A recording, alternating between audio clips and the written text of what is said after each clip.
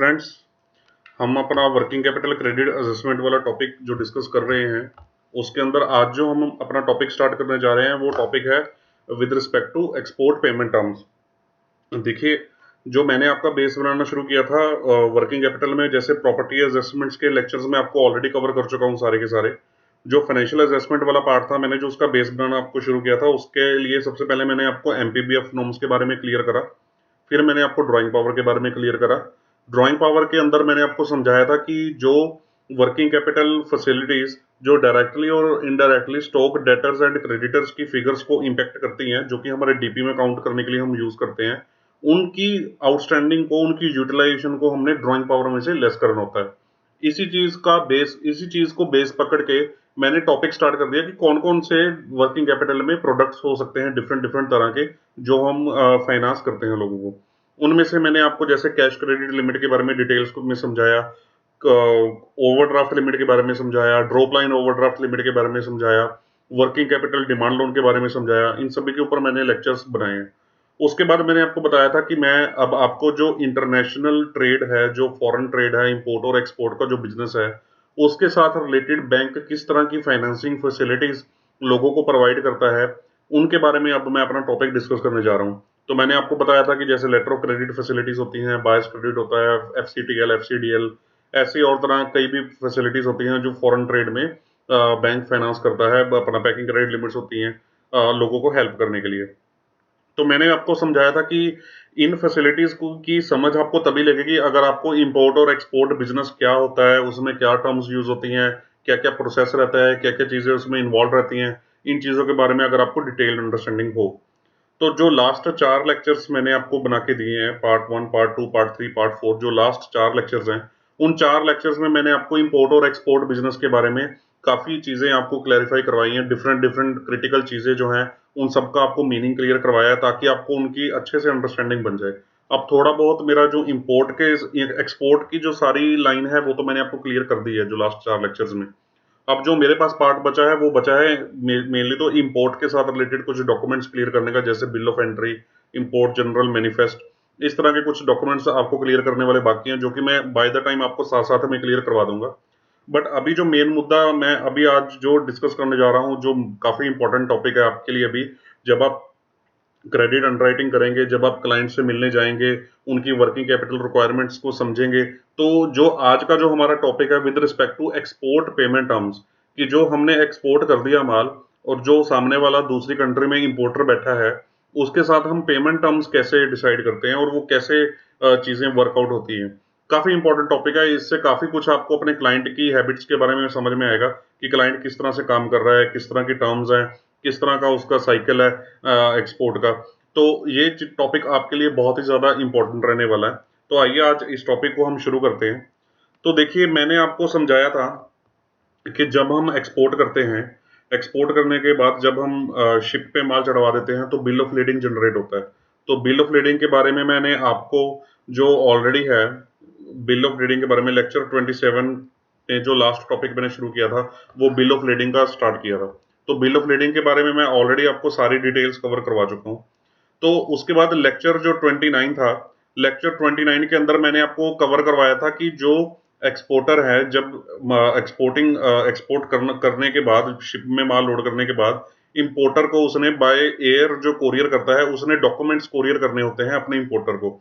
तो मैंने उसमें आपको स्टैंडर्ड ये लिस्ट बताई थी कि इस तरह के डॉक्यूमेंट्स इन्वॉल्व रहते हैं, और इनमें से मैंने आपको इनवॉइस हो गया, पैकिंग लिस्ट हो गई, बिल ऑफ एक्सचेंज। देखिए, बहुत इंपॉर्टेंट ये इसका मीनिंग रहने वाला है बिल ऑफ एक्सचेंज का हमारी पेमेंट टर्म्स के अंदर। बिल ऑफ एक्सचेंज हो गया, मैरीन इंश्योरेंस हो गया, certificate of origin, fumigation certificate, quality certificate, इन सब के बारे में मैंने आपको लेक्चर जो 29 बनाया था, इसके बारे में मैंने आपको ऑलरेडी क्लियर करवा दिया हुआ है इनके बारे में डिटेल में। ठीक है, अब मेरे पास जो पेंडिंग बचा है, वो बचा है अपना बिल ऑफ लीडिंग कवर्ड है, तो मेरे पास एलसी के बारे में पेंडिंग है।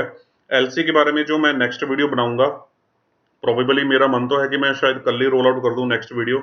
अगर कल नहीं रोल आउट कर पाया किसी वजह से, तो मैं नेक्स्ट वीक उसको जरूर रोल आउट करूंगा। तो नेक्स्ट वीडियो जो मेरी डेडिकेटेड रहेगी, नेक्स्ट वीडियो जो डेडिकेटेड रहेगी, वो सिंपल सिर्फ और सिर्फ लेटर ऑफ क्रेडिट के ऊपर डेडिकेटेड रहेगी। लेटर ऑफ क्रेडिट के ऊपर डेडिकेटेड रहेगी। उसके अंदर हम डिटेल में डिस्कशन करेंगे कि लेटर ऑफ क्रेडिट क्या होती है, आराम से डिस्कशन करेंगे सारी इसके बारे में। आज जो हमने डिस्कशन करनी है वो सिर्फ करनी है एक्सपोर्ट पेमेंट टर्म्स के बारे में। ठीक है जी, तो चलिए अब नेक्स्ट स्लाइड पे चलते हैं। देखिए, अगर ये आपको होप सो मैप क्लियर नजर आ रहा होगा। अब देखिए, जैसे इंडिया इंडिया का जैसे ये गुजरात का मुद्रा पोर्ट है, जैसे ये गुजरात का मुद्रा पोर्ट है जहाँ पे शिपिंग कर रहे हैं हम लोग। जहाँ पे जैसे शिप में आपने माल चढ़ा दिया, शिप में माल चढ़ा दिया आपने, ठीक है जी। तो शिप से माल जैसे आपने फॉर एग्जांपल यहाँ पे भेजना है, अमेरिका वाली साइड भेजना है अपने माल, तो ये तो बाय शिप यहाँ से चला जाएगा ऐसे करके, यहाँ से माल शिपिंग हो जाएगी। शिपिंग, ये शिप शिप के जाने का रास्ता है, शिपिंग वे है, ये शिप के जाने का रास्ता हो गया। ठीक है जी। तो यहाँ पे जब आपने माल को शिप कर दिया, तो मैंने बताया था कि आपको बिल ऑफ लेडिंग जनरेट हो जाता है जब आपने अपना शिप पे माल चढ़ा दिया। और जो बिल ऑफ लेडिंग क्या होता है, वो टाइटल डॉक्यूमेंट होता है। बिल ऑफ लेडिंग क्या होता है? टाइटल डॉक्यूमेंट होता है। अगर बिल ऑफ लेडिंग जब यहाँ पे माल पहुंच गया उसकी डेस्टिनेशन पे, तो यहाँ पे जब माल पहुंचने के बाद ये जो बिल ऑफ लेडिंग यहाँ पे जनरेट हुआ था, इसकी ओरिजिनल कॉपी जो है यहाँ पे पहुंचनी चाहिए आपके इंपोर्टर के पास। आपके इंपोर्टर के पास यहाँ पे ओरिजिनल कॉपी पहुंचनी चाहिए आपके बिल ऑफ लेडिंग की। अगर ओरिजिनल कॉपी इसके पास यहाँ पे नहीं होगी, तो जब यहाँ पे शिप पहुंचेगी तो ये शिप इसको माल अनलोड नहीं करने देगी विदाउट इस बिल ऑफ लेडिंग की कॉपी के। तो along with that bill of lading copy उसको ये सारे डॉक्यूमेंट्स भी भेजने रहते हैं, जो मैंने आपको प्रीवियस स्लाइड में समझाया। ये सारे डॉक्यूमेंट्स भी उसको साथ में भेजने रहते हैं, उसके साथ बिल ऑफ लेडिंग के साथ। तो अकॉर्डिंगली एक पूरा set of documents, set of documents तैयार हो जाते हैं, सेट ऑफ डॉक्यूमेंट्स तैयार हो जाते हैं जो एक्सपोर्टर ने इंपोर्टर को सेंड करने हैं, जो एक्सपोर्टर ने इंपोर्टर को सेंड करने हैं। अब देखिए, शिप तो यहाँ से जा रहा है, शिप आपने माल शिप किया, शिप तो यहाँ से जा रहा है, तो ये तो 30 से 40 दिन का इसका नॉर्मली जो है टाइमलाइन रहता है पहुंचने का। ठीक है जी। तो जो आपने ये सेट ऑफ डॉक्यूमेंट्स करने हैं कोरियर, ये तो शिप के पहुंचने से पहले इसके पास पहुंचने चाहिए। तो ये कैसे होते हैं कोरियर? ये बाय बाय एयर सेंड करे जाते हैं, बाय एयर सेंड करे जाते हैं। ये मैं जब लेक्चर स्टार्ट करे थे, ये मैं चीजें आपको ऑलरेडी क्लियर करवा चुका हूँ चीजों के बारे में। जस्ट मैं आपको ब्रीफ कर रहा था, आपके दिमाग में पिक्चर बन जाए कि हम कर क्या रहे हैं। हम ये जो सेट ऑफ डॉक्यूमेंट्स हैं, ये इन सेट ऑफ डॉक्यूमेंट्स के बारे में डिस्कशंस कर रहे हैं उनको। ठीक है जी, इंपोर्टर को। अब एक चीज का ध्यान रखिए, अब एक चीज का यहाँ पे ध्यान रखिए, जैसे ही इंपोर्टर को ये डॉक्यूमेंट्स मिल गए, जैसे ही ये इंपोर्टर को डॉक्यूमेंट रिसीव हो गए, ठीक है जी, तो रिसीव होने के बाद वो जो शिप है, शिप से वो मान अनलोड करवा लेगा, अनलोड करवा के उसको क्लियर करवा के अपने घर ले जाएगा, घर या फैक्ट्री, जहां पे भी अपने घर या फैक्ट्री ले जाएगा, उसको यूज करेगा। अब सवाल पैदा ये होता है कि भाई बॉर्डर डिफरेंट है, दो दो कंट्रीज इन्वॉल्व है, इतनी दूर बंदा बैठा है, ठीक है, आपने वहां पे माल भेज दिया, तो कल को उसने माल छुड़वा लिया, तो वो पेमेंट पेमेंट की सिक्योरिटी क्या है भाई? पेमेंट कैसे आएगी आपको? तो इन्हीं चीजों के बारे में हमने सीखना है कि पेमेंट करने के क्या तरीके हैं, हम अपने आप को कैसे सेफगार्ड करके चलते हैं इसके अंदर, किस तरह से प्रोसेस सारा वर्किंग चलती है एक्सपोर्ट पेमेंट्स की, वो आज हम समझने जा रहे हैं। ठीक है जी। अब नेक्स्ट स्लाइड पे चलते हैं। अब देखिए, बड़ा इंटरेस्टिंग और इंपॉर्टेंट पॉइंट्स हम समझने वाले हैं। How to send documents. देखिए, इसको उस चीज से कंफ्यूजन मत होइए कि डॉक्यूमेंट्स कैसे, वो तो हम बाय एयर ही भेजते हैं डॉक्यूमेंट्स, वो तो क्लियर है। अब वो बाय एयर भेजे कौन? देखिए, पहली दो ऑप्शंस अवेलेबल हैं आपके पास, हमेशा याद रखिए आपके पास दो ऑप्शंस अवेलेबल हैं। या तो आप डायरेक्ट भेज दीजिए डॉक्यूमेंट्स, या आप अपने बैंक को इन्वॉल्व कर दीजिए। सर क्या मीनिंग है इस चीज का? प्रीवियस स्लाइड पे दोबारा चलते हैं।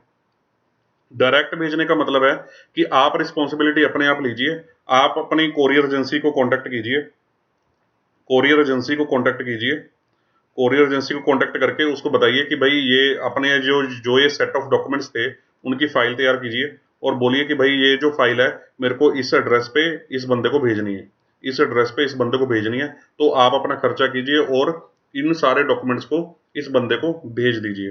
ठीक है, तो ये एक रास्ता हो गया आपके पास डायरेक्ट भेजने का। तो अभी इसके अंदर रिस्क क्या है डायरेक्ट भेजने के अंदर? आप डायरेक्ट डायरेक्ट वाला वे कब चूज करेंगे? If you if you are dealing with dealing with importer since long, since long and have very good trust on him।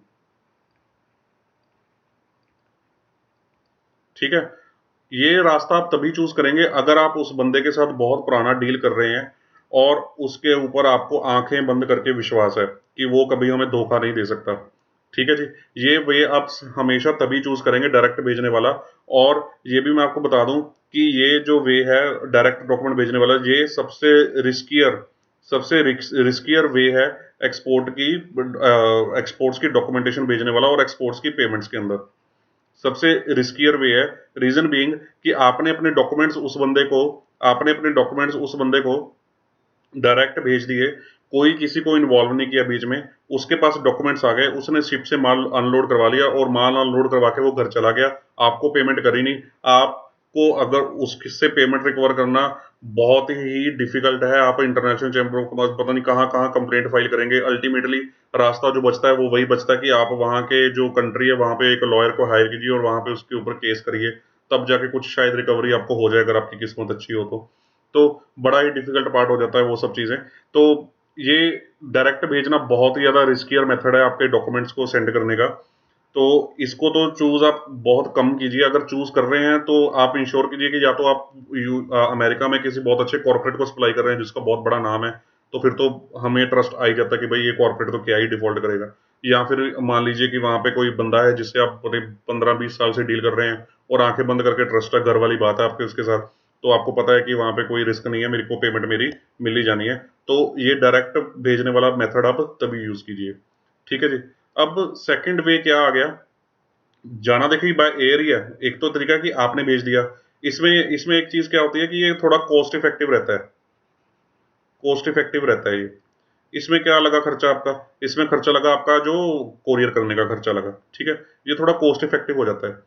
अब सेकंड वे क्या है, सेकंड वे क्या है जो कि मैं प्रेफर करता हूं कि यही वे हमें करना चाहिए, ये है बैंक को इन्वॉल्व कर लीजिए बीच में। एक trustworthy person, trustworthy organisation trustworthy organisation जो कि एक बैंकिंग सिस्टम है, उसको इन्वॉल्व कर लीजिए अपने साथ बीच में। ठीक है जी। अगर आप इसको इन्वॉल्व करेंगे तो थोड़ा सा कॉस्टली पड़ेगा। कॉस्टली कैसे पड़ेगा सर? क्योंकि कॉस्टली देखिए, कोरियर तो ये भी करेगा, बाय एयर ही कोरियर करेगा बैंक भी। ठीक है, बाय एयर ये कोरियर करेगा तो जो कोरियर के चार्जेस हैं वो तो ये लेगा ही लेगा, प्लस जो आप इसके ऊपर ट्रस्ट करके इसके थ्रू डॉक्यूमेंट्स रूस्ट कर रहे हो, तो ये अपने ट्रस्ट करने के या आप बीच में आपकी ट्रांजेक्शन तो आपके और इंपोर्टर के बीच में हो रही है, तो आप दोनों की ट्रांजेक्शन में बीच में पड़ने के कुछ चार्जेस तो ये लेगा ही ना एक्स्ट्रा। अपनी जो सर्विस ये दे रहा है बीच में पड़ने की, उस सर्विस के चार्जेस तो लेगा ही ना आपसे। तो थ्रू बैंक भेजने का बस यही पॉइंट होता है कि इसमें थोड़ा सा आपको कॉस्टली पड़ जाता है, बट हाँ ये बहुत ही बहुत ही लोअर रिस्क वाला काम है, बहुत ही लोअर रिस्क वाला काम है, और आप अपने आप को सेफ फील कर सकते हैं इस मेथड के थ्रू, सेफ फील कर सकते हैं। ठीक है, अब इस मेथड के बारे में हम डिटेल में चर्चा करने वाले हैं कि ये क्या चीज़ है बैंक वाला सिस्टम। तो अभी आप देखिए कि अब अगर आप बैंक के थ्रू डॉक्यूमेंट भेज रहे हैं तो इसमें हमेशा समझिए डॉक्यूमेंट्स भेज रहे हैं। देखिए, अब डॉक्यूमेंट्स वही जो मैंने आपको फर्स्ट स्लाइड में लिस्ट बताई कि ये डॉक्यूमेंट्स आपने भेजने हैं, तो इसमें दो पार्ट हो सकते हैं, इसमें दो चीजें हो सकते हैं। देखिए क्या चीजें हो सकती हैं कि जो आपकी डॉक्यूमेंट्स की लिस्ट है इसमें एलसी हो सकती है या नहीं हो सकती। ठीक है जी। देखिए, एलसी एक पेमेंट टर्म्स है। एलसी के बारे में चलिए हम नेक्स्ट लेक्चर में डिस्कस करेंगे डिटेल में, बट एलसी क्या समझिए, एलसी एक तरह की टर्म्स है आपकी अपने इंपोर्टर और एक्सपोर्टर के बीच में। ये उनकी मर्जी है कि वो एलसी, अगर तो वो एक दूसरे पे विश्वास कम करते हैं फिर तो वो एलसी वाले सिस्टम पे जाएंगे, अगर उनके ऊपर एक दूसरे पे विश्वास काफी ज्यादा है फिर वो एलसी को इग्नोर कर सकते हैं। राइट। तो इन डॉक्यूमेंट्स में एलसी हो या ना हो ये जरूरी नहीं है, बट हाँ इनसे हमारी थोड़ी मेथोडोलॉजी चेंज हो जाती है एलसी के होने या ना होने से।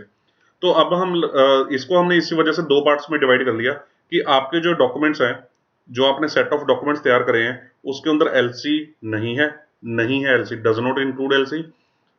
दूसरा पार्ट कि जो डॉक्यूमेंट्स हैं उनके अंदर एलसी है, उनके अंदर एलसी वाला डॉक्यूमेंट है। इसके बारे में हम डिस्कस करेंगे नेक्स्ट लेक्चर में, क्योंकि वो मैं जब एलसी की सारी मेथड्स आपको समझाऊंगा, एलसी की सारी मेथोडोलॉजी समझाऊंगा, तो उसके अंदर ही आपका ये मोटा मोटा पार्ट सारा कवर हो जाए। ठीक है जी। अब बात कहाँ तक आ गई हमारी घूम के कि हमने डॉक्यूमेंट्स भेजने हैं, हमने डायरेक्ट भेजने का ये देख लिया कि हम डायरेक्ट भेजना हमारे लिए रिस्की है, हम नहीं भेज रहे, हम बैंक के थ्रू रूट कर रहे हैं। ठीक है, इसमें आपका बैंक, आप एक्सपोर्टर हो, आपका बैंक भी इन्वॉल्व रहेगा, जो इंपोर्टर है उसका बैंक भी इन्वॉल्व रहेगा। ठीक है, तो हमेशा ये चीज याद रखना। ठीक है, तो अगर हमारे जो डॉक्यूमेंट्स है उसके अंदर एलसी इंक्लूड नहीं है तो हमारी दो तरह की टर्म्स हो सकती है। पहली तरह की टर्म क्या है? Documents against payment. भाई नाम क्या सजेस्ट करता है? Documents against payment. देखिए डॉक्यूमेंट्स क्या, जो सेट ऑफ डॉक्यूमेंट्स, कहते डॉक्यूमेंट्स तभी दूंगा मैं जब आप पेमेंट करोगे। बात समझिए, आप पेमेंट करो, डॉक्यूमेंट्स ले लो। ठीक है, अगर इंपोर्टर पेमेंट आपको करेगा तो डॉक्यूमेंट ले लेगा, डॉक्यूमेंट लेगा तभी शिपिंग लाइन से, शिपिंग कंपनी से माल छुड़वा पाएगा, क्योंकि डॉक्यूमेंट्स में आपका बिल ऑफ लीडिंग भी इंक्लूडेड है। ठीक है, वो पेमेंट देगा तो डॉक्यूमेंट ले लेगा, अगर पेमेंट नहीं करेगा तो डॉक्यूमेंट आपके पास रह गए, तो कल को आपकी पेमेंट सिक्योर है, कल को माल आपका शिपिंग कंपनी में वहां पे पड़ा था, आप माल वापस मंगवा लीजिए।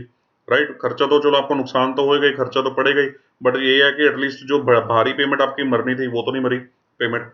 ठीक है, तो इसको बोलते हैं डॉक्यूमेंट्स अगेंस्ट पेमेंट, या इसको शॉर्टकट में डॉक्यूमेंट्स अगेंस्ट पेमेंट मतलब डीपी, इसको डीपी बेसिस भी बोल देते हैं। ठीक है, और आजकल की टर्म्स में इसको कैड, कैड मतलब कैश अगेंस्ट डॉक्यूमेंट, कैड मतलब कैश अगेंस्ट डॉक्यूमेंट नाम भी इसको दिया जाता है, या इसको साइट बिल भी नाम दिया जाता है। बिल माने, बिल मतलब क्या? Bill of exchange. बिल मतलब बिल ऑफ एक्सचेंज। देखिए मैंने बोला था ना कि बिल ऑफ एक्सचेंज एक इंपॉर्टेंट टर्म है। बिल माने बिल ऑफ एक्सचेंज। वैसे तो यूजली जो डीपी बेसिस वाला होता है उसके अंदर बिल ऑफ एक्सचेंज लगाना मैंडेटरी नहीं होता, क्योंकि आपको डॉक्यूमेंट से ही पेमेंट, डॉक्यूमेंट्स देने ही तब है जब आपको पेमेंट पहले रिसीव होगी। तो इसके अंदर क्या हो जाता है कि अगर आपने डॉक्यूमेंट्स अगेंस्ट पेमेंट वाली टर्म्स के अंदर अपने माल भेजा है, जिसको साइट बिल भी बोल देते हैं, document against payment DP CAD भी बोल देते हैं, तो क्या होगा, तो क्या होगा, ध्यान से देखिए, तो क्या होएगा। अब आप डायग्राम बना लेते हैं यहाँ पे कि जैसे फॉर एग्जांपल ये इंडिया है, फॉर एग्जांपल ये इंडिया है, ये अमेरिका है, इंडिया है, ये अमेरिका है। यहाँ पे क्या होएगा, यहाँ पे ये आपकी फैक्ट्री है, फॉर एग्जांपल ये फैक्ट्री है आपकी, या ये आपका घर है, फैक्ट्री है, ये लगा लो। ठीक है जी, यहाँ पे ये आपका बैंक है, ये आपका बैंक है। ठीक है, ये एक बैंक है, ये किसका बैंक है? एक्सपोर्टर का। ये किसका बैंक है? इंपोर्टर का। राइट, और ये उसका घर या फैक्ट्री है। ठीक है, फैक्ट्री ऑफ एक्सपोर्टर, ये इंपोर्टर। अब डायरेक्ट वाला भेजना का सिस्टम मतलब यहां से यहां आपने सीधे भेज दिया। ठीक है, दूसरा सिस्टम बैंक्स को इन्वॉल्व कर लीजिए। अब आपने अपने बैंक को क्या किया? सेट ऑफ डॉक्यूमेंट्स दिए, सेट ऑफ डॉक्यूमेंट्स दे दिए। उसमें आपने बोला कि भाई जो मेरी पेमेंट टर्म्स हैं वो डीपी पेमेंट टर्म्स है, डीपी बेसिस की पेमेंट टर्म्स है। DP means documents against payment. आप महोदय इनको डॉक्यूमेंट्स सेंड कीजिए, डॉक्यूमेंट्स सेंड कीजिए, डॉक्स सेंड कीजिए,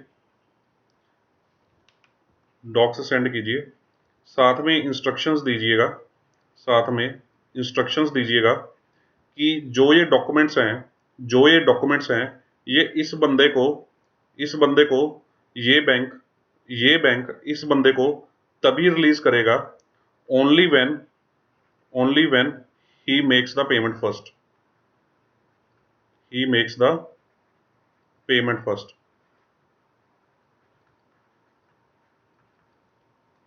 राइट, आप इसमें इस बैंक को ये बोल रहा है कि आप के पास ये डॉक्यूमेंट्स मैंने भेजे हैं, आप इस बंदे को तभी रिलीज करिएगा जब ये बंदा पहले आपको पेमेंट कर दे, पहले जब ये बंदा आपको पेमेंट कर दे तो साथ में इसको डॉक्यूमेंट रिलीज कर दीजिए।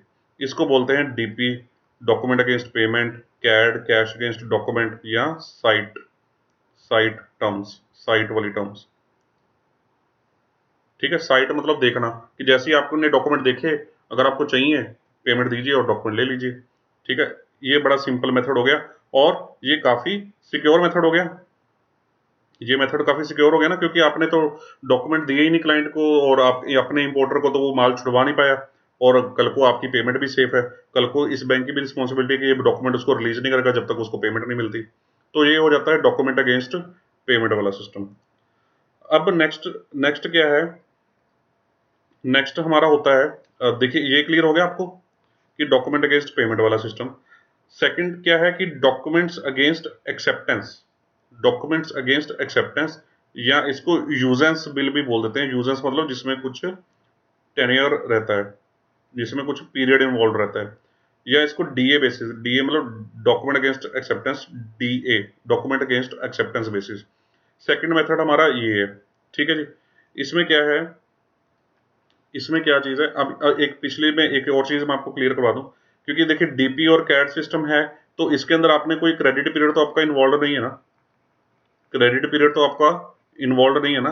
आपने कोई इस बंदे को कोई उधार तो दिया नहीं, आपने इस बंदे को उधार तो दिया नहीं, इसके पास जैसे ही माल डॉक्यूमेंट पहुंचे, इसने पेमेंट दी, अपना माल ले लिया, ठीक है, कोई उधार तो इसको मिला नहीं ना आपकी तरफ से।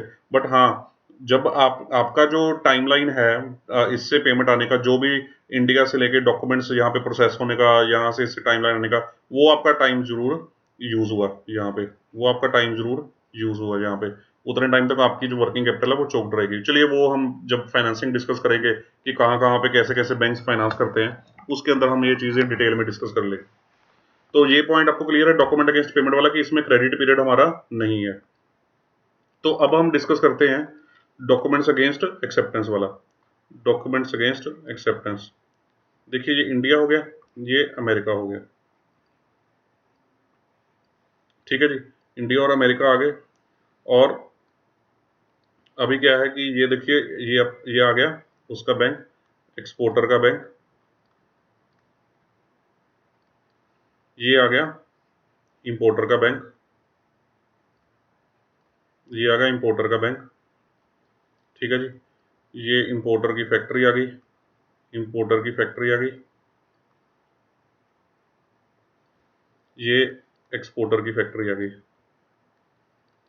ये एक्सपोर्टर की फैक्ट्री आ गई,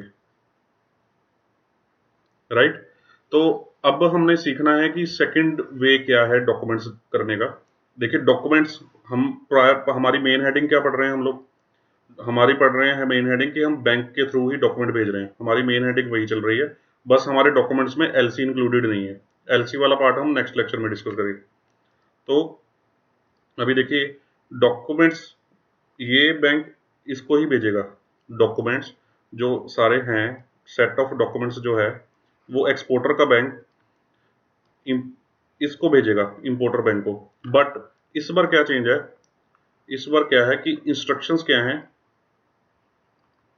इंस्ट्रक्शंस क्या हैं कि डॉक्यूमेंट्स डॉक्यूमेंट्स रिलीज कर दो, डॉक्यूमेंट्स रिलीज कर दो। ये इंस्ट्रक्शंस हमने अपने बैंक के थ्रू इसके बैंक को दिए हैं कि आप जो ये डॉक्यूमेंट्स हैं इस बंदे को रिलीज कर दो, रिलीज कर दो, ताकि ये शिपिंग लाइन से अपना माल छुड़वा पाए।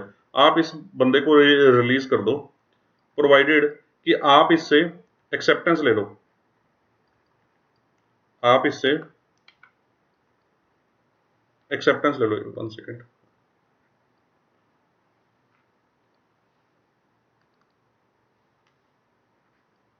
एक सेकेंड,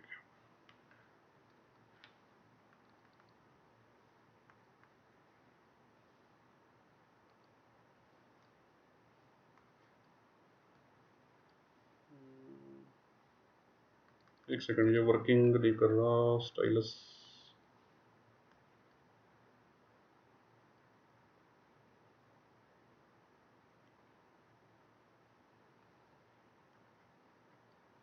हाँ जी, तो यहाँ पे उसको एक्सेप्टेंस ले लीजिए आप। सॉरी, मैं थोड़ा सा टाइम वेस्ट हो गया आपका।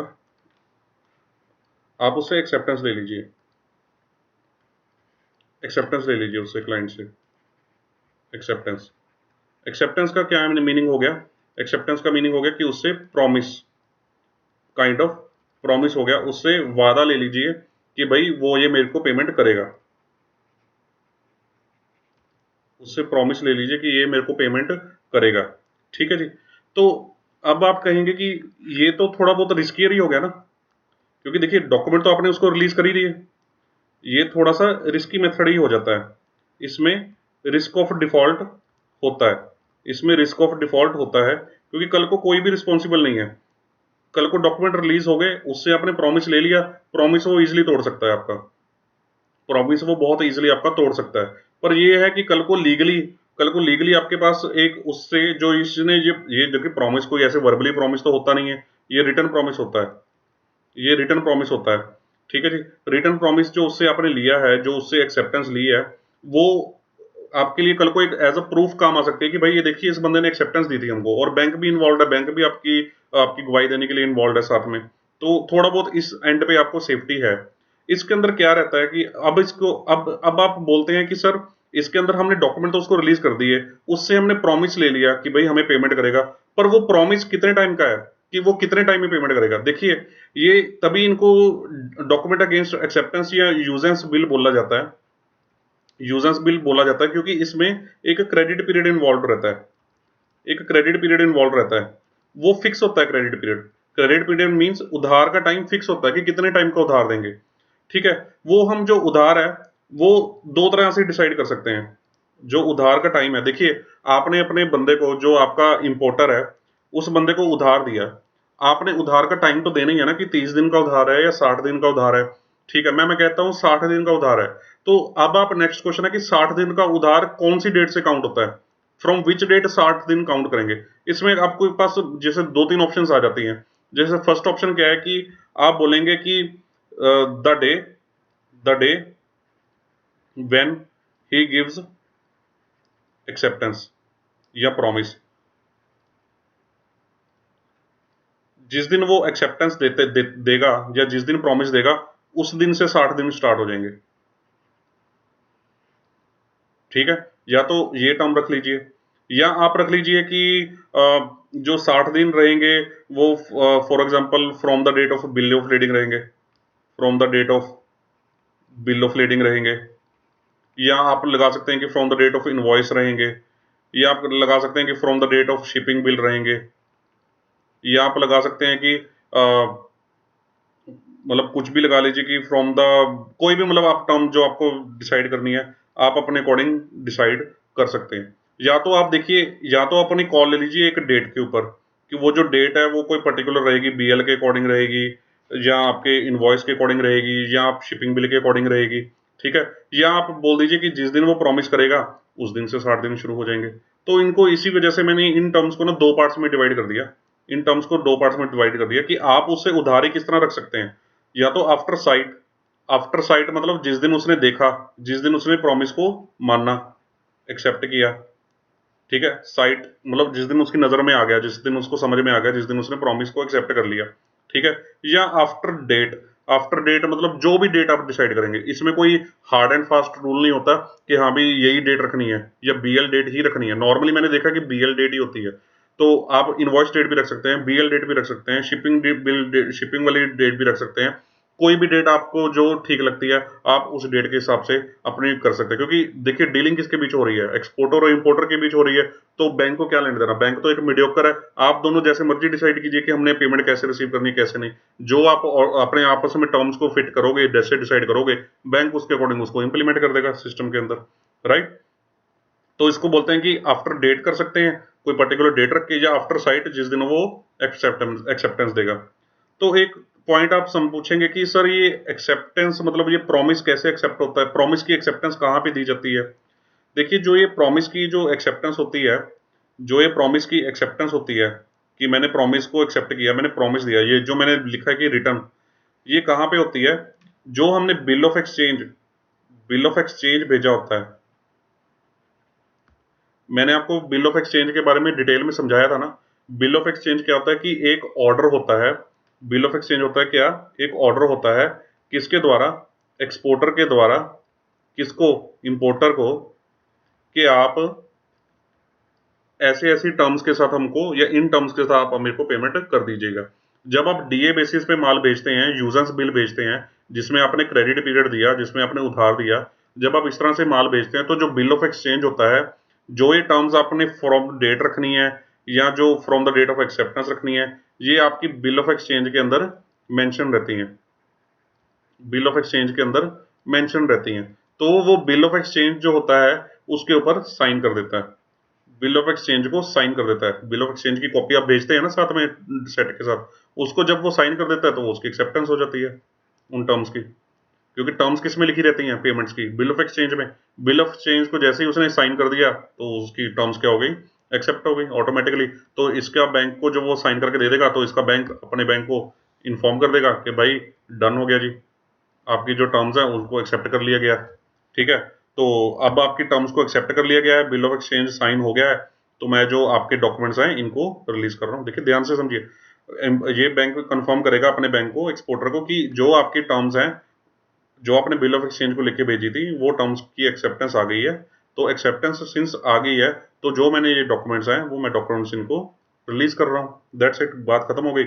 और इसके पास डॉक्यूमेंट्स आ गए और कल को ये अपना काम शुरू कर देगा, अपने माल छुड़वाएगा।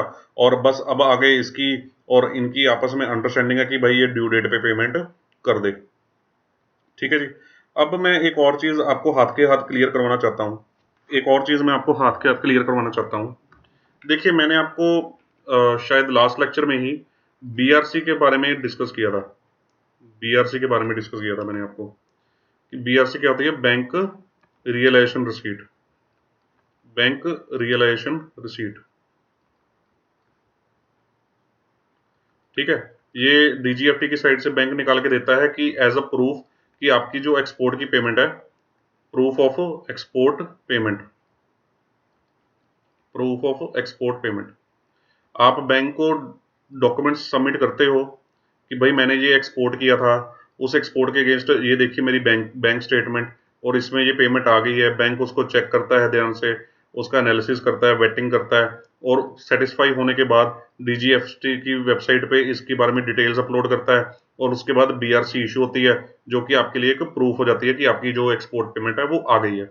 एक बात ध्यान से समझिएगा, जो मैंने ये आपसे कंसेप्ट डिस्कस किया कि डायरेक्ट भेज सकते हैं या थ्रू बैंक भेज सकते हैं, आप ये चीज़ एडमिट करेंगे मेरे साथ कि अगर हमने डॉक्यूमेंट्स को डायरेक्ट भेजा है, अगर हमने डॉक्यूमेंट्स को डायरेक्ट भेजा है एक्सपोर्ट करते टाइम, तो जो डायरेक्ट भेजा है मतलब बैंक को इन्वॉल्व नहीं किया, बैंक को इन्वॉल्व नहीं किया, तो ये जो बीआरसी निकालने की प्रक्रिया है, ये लेंथी लेंथी और थोड़ी सी टाइम कंज्यूमिंग हो जाएगी बैंक के लिए। आप इस बात को एग्री करेंगे आई थिंक, क्योंकि बैंक के पास अगर आपने डॉक्यूमेंट्स नहीं भेजे, अगर तो आपने एक्सपोर्ट के टाइम ही बैंक को डॉक्यूमेंट बैंक के थ्रू ही भेजे हैं, तो कल को बैंक के पास तो ऑलरेडी डॉक्यूमेंट थे, उसके पास ऑलरेडी तरीका था देखने का कि क्या क्या टर्म्स थी, कौन कौन सा एक्सपोर्ट हुआ था, क्या क्या चीज़ थी। अब अगर आपने डॉक्यूमेंट्स डायरेक्ट भेजे, बैंक को बीच में कहीं डाला ही नहीं, तो कल को जब पेमेंट्स वगैरह आ जाएंगे आपके पास, तो आपको बैंक को विश्वास दिलाने में थोड़ा टाइम लगेगा कि भाई मेरी पेमेंट, ये मैंने एक्सपोर्ट किया था, ये मेरी टर्म्स थी, ये मेरे बंदे को एक्सपोर्ट किया था, ये मेरी पेमेंट वहां से आ चुकी है, अगर आपने डायरेक्ट भेजे हैं। अगर आपने बैंक के थ्रू, पहले ही बैंक के थ्रू भेजे थे डॉक्यूमेंट, पहले ही बैंक के थ्रू भेजेंगे, तो ये जो प्रक्रिया है बीआरसी इशू करने की, ये लिटिल बिट आपके लिए ईजी हो जाएगी। ये लिटिल बिट पहले से आपके लिए ईजी है और आसान है। समझ गए आपकी इसके बाद, बड़ी लॉजिकल बात है, बड़ी प्रैक्टिकल बात है, और आप किसी से भी पूछ लीजिए, ये बिल्कुल सिस्टम बीआरसी वाला इसी तरह से मार्केट के अंदर चलता है। तो आई होप सो कि आपने इस लेक्चर को एंजॉय किया होगा और इस पेमेंट टर्म्स के बारे में समझा होगा, क्योंकि normally DA basis, DP basis की भी पेमेंट टर्म्स हैं, या साइट है, यूजर्स है, इसके बारे में लोग बहुत ज़्यादा कन्फ्यूज हो जाते हैं मार्केट के अंदर। मैंने काफ़ी बार देखा है इन चीज़ों को, तो मैंने उन चीज़ों को बहुत ही सिंप्लीफाई करके समझाने की कोशिश करी है अपनी तरफ से। तो मेरी रिक्वेस्ट है कि आप मेरे चैनल को सब्सक्राइब कीजिए, इसको, इन वीडियोस को मैक्सिमम से मैक्सिमम लोगों को शेयर कीजिए, ताकि ज़्यादा से ज़्यादा लोग इन चीज़ों का बेनिफिट उठा पाएँ। ज़्यादा से ज़्यादा लोग जो अनएम्प्लॉयड हैं, या जो अपना फ्रेशर पास आउट कैंडिडेट हैं, प्रोफेशनल हैं, और जो अपना बैंकिंग सेक्टर में अपना करियर बनाना चाह रहे हैं, पर उनको कोई गाइड करने वाला नहीं है, उनको कोई चीज़ों की डिटेल समझाने वाला नहीं है, या जो प्रोफेशनल, एग्जिस्टिंग प्रोफेशनल भी हैं जो इंडस्ट्री में काम कर रहे हैं, बट उनको जो कॉन्सेप्ट्स हैं वो उनको हमेशा डाउट रहता है, कई बार उनको अपने सुपरवाइजर से भी पूछने में हिचकिचाहट होती है, या उनका सुपरवाइजर सपोर्टिव नहीं होता, कुछ भी लगा लीजिए, कि उनको समझ नहीं आता कि मैं कॉन्सेप्ट्स को कैसे समझूं, कैसे अंडरस्टैंडिंग बनाऊं। तो आप इन वीडियोस के थ्रू बहुत ही ईजी तरीके से इन चीज़ों को समझ सकते हैं, और बहुत ही प्रैक्टिकल चीज़ें मैंने आपको बताई है जो आजकल इंडस्ट्री में चल रही हैं, अब जो नेक्स्ट लेक्चर का मेरा फोकस एरिया है, वो नेक्स्ट लेक्चर का फोकस एरिया होगा लेटर ऑफ क्रेडिट के बारे में। तो लेटर ऑफ क्रेडिट के बारे में बहुत ही डिटेल में आपसे मैं डिस्कशन करूंगा। अगर मेरे को टाइम कल मिल पाया तो मैं फॉर श्योर उस लेक्चर को कल अपलोड करूंगा, बट फॉर हाल फिलहाल आप इस लेक्चर को एंजॉय कीजिए। आज सैटरडे है आपका, आई होप मंथ का बिगनिंग है, तो आपके पास इतना वर्कलोड भी नहीं होएगा, और अपना शाम का टाइम हो चुका है, 5 बजने वाले हैं शाम के, और आपके पास आज का दिन है, कल का दिन है। जो प्रीवियस वीडियोस आपने अभी तक नहीं देखी हैं उन वीडियोस को देखिए, प्लस इस लेक्चर को अपना कंप्लीट कीजिए, और अपना जो सारा थोरो है कोर्स उसको अपना अंडरस्टैंडिंग बनाइए। आई होप सो आपने एंजॉय किया होगा। Thank you.